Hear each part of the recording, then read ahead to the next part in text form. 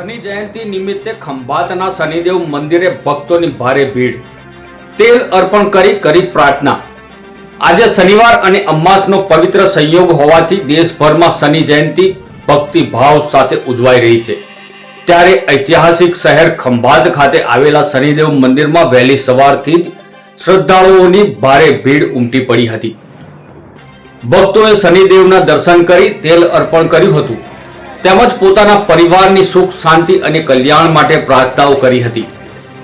મંદિર પરિસરમાં જય શનિદેવના જય ઘોષ સાથે સમગ્ર વાતાવરણ ભક્તિમય બની ગયું હતું। શનિ જયંતિના પાવન અવસરે આવેલા શ્રદ્ધાળુઓએ શનિદેવની વિશેષ પૂજા અર્ચના કરી ધન્યતા અનુભવી હતી। મંદિર ખાતે વિષ્ણુભાઈ મહારાજ તેમજ સ્થાનિક સેવાભાવી લોકો દ્વારા ભક્તોને સુવિધા પૂરી પાડવામાં આવી હતી, જેથી દર્શન વ્યવસ્થા સુચારુ રીતે ચાલી રહી હતી। આસ્થા અને ભક્તિના અનોખા દર્શન કરાવતો આ માહોલ ખંભાત શહેર માટે આકર્ષણનું કેન્દ્ર બન્યો હતો।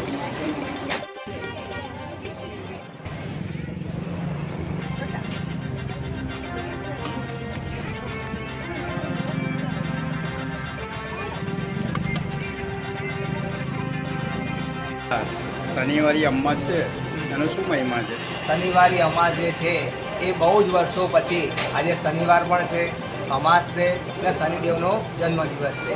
આ દિવસ ઘણા બધા વર્ષો પછી આવ્યો છે। આ દિવસે શનિદેવ ભગવાનનો તપ કરવું જોઈએ, ભગવાનની માળા કરવી જોઈએ, બની શકે તો ઉપવાસ કરવો જોઈએ, બની શકે તો શનિદેવના મંદિરે જઈ તેલ ચડાવવું જોઈએ, પ્રસાદ ચડાવવો જોઈએ। ભગવાનના દર્શન કરવાથી શનિદેવ પ્રસન્ન થાય છે અને મનની ઈચ્છા પરિપૂર્ણ કરે છે। અને દાખલા તરીકે માનો કોઈના લગ્ન ના થતા હોય તો શનિવારના દિવસે અથવા શનિવારના અમાસના દિવસે, શનેશ્વર જયંતિના દિવસે ભગવાનના દર્શન કરવા જાય, તેલ ચડાવે, પ્રસાદ ચડાવે। સાચા મનથી જો ભગવાનને પ્રાર્થના કરે તો લગ્ન થાય છે, સાચા મનથી ભગવાનને પ્રાર્થના કરે।